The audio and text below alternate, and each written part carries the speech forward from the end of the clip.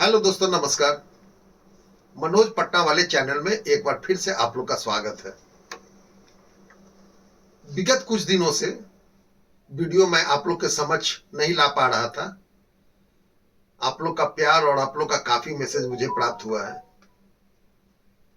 आज से मैं फिर वीडियो लगातार आप लोग को देता रहूंगा नए नए सब्जेक्ट पर। दोस्तों, आज हम लोग बात करेंगे कि हाल ही में आईडीएफसी फर्स्ट बैंक में लगभग 590 करोड़ के संदिग्ध फ्रॉड का मामला सामने आया, जो कि चंडीगढ़ के एक ब्रांच से है संबंधित, और बैंक ने इसकी सूचना सेबी को दी थी। अब सवाल उठता है कि यह फ्रॉड कैसे सामने आया। यह अनियमितता तब सामने आई जब गवर्नमेंट हरियाणा सरकार के डिपार्टमेंट ने अपने एक अकाउंट को उस बैंक में, आईडीएफसी फर्स्ट बैंक में जाकर क्लोज कर और ट्रांसफर फंड मांगा। तब बैंक जब अपने रिकॉर्ड को देखता है तो वास्तविक बैलेंस में अंतर पाया गया, जिससे गड़बड़ी का खुलासा हुआ। बैंक तुरंत एक्शन में आई और प्रारंभिक जांच में पता चला कि शाखा के कुछ कर्मचारियों ने अनाधिकृत ट्रांजैक्शन किए। कुछ ट्रांजैक्शन को बाहरी लोगों के साथ मिलकर, जिसमें बाहरी लोगों की संभावना है कि उसकी भी मिली भगत है, दूसरे खाते में ट्रांसफर किया। बैंक ने तत्काल प्रभाव से 4 कर्मचारियों को वहां निलंबित कर दिया गया है और जो भी संबंधित खाते में पैसा गए थे और ट्रांजैक्शन हुआ था उसको तत्काल फ्रीज कर दिया गया। और इसकी सूचना बैंक ने सेबी को दी है और आरबीआई को दी है।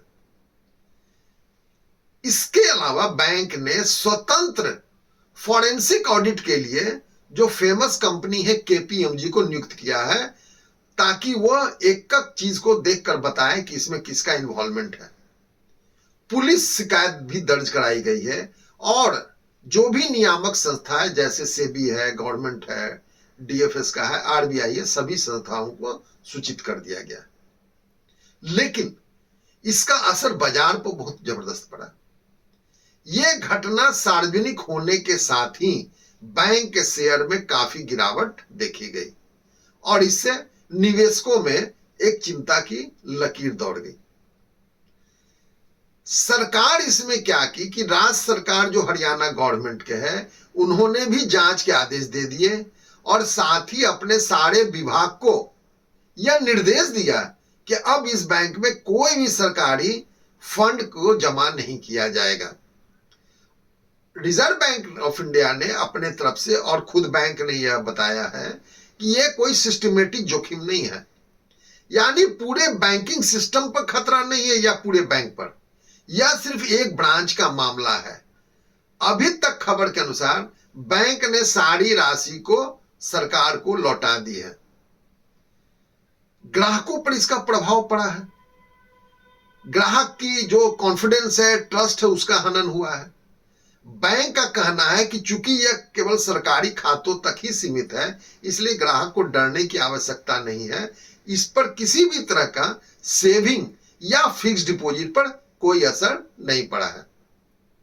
लेकिन इस केस से सीख लेने की जरूरत है बैंक को कि बैंकिंग सिस्टम में इंटरनल कंट्रोल को मजबूत होना चाहिए। सरकारी और संस्थागत खातों में नियमित जांच जरूरी है, एक तरह से ऑडिट जरूरी है।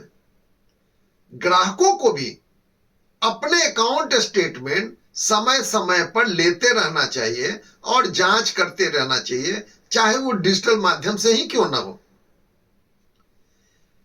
ट्रांजैक्शन मॉनिटरिंग सॉफ्टवेयर जो भी है उसको अपग्रेड बैंक को करना चाहिए।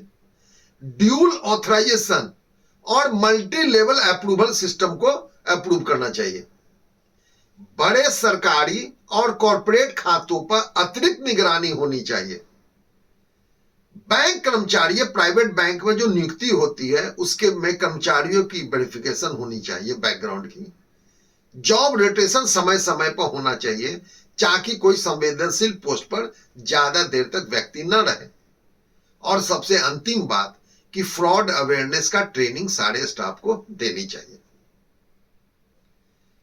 यह मामला दिखता है कि बड़ी संस्थाओं में भी धोखाधड़ी संभव है, लेकिन समय पर जांच और कार्रवाई से नुकसान को नियंत्रित किया जा सकता है। ऐसे मामलों के बाद बैंक सिर्फ दोषियों पर कार्रवाई नहीं करते, बल्कि पूरे सिस्टम को मजबूत बनाते हैं ताकि भविष्य में ऐसी घटना दोबारा न हो। फिलहाल अभी जांच जारी है और पूरी सच्चाई फॉरेंसिक रिपोर्ट आने के बाद ही पब्लिक की जाएगी और सामने आएगी। तो ये था फ्रॉड से संबंधित। हमेशा सतर्क रहें और अपने अपने खाते को डिजिटल माध्यम से ही जरूर चेक करते रहें। आज बस इतना ही। अगले वीडियो में फिर मिलेंगे नए सब्जेक्ट के साथ। तब तक के लिए नमस्कार, धन्यवाद।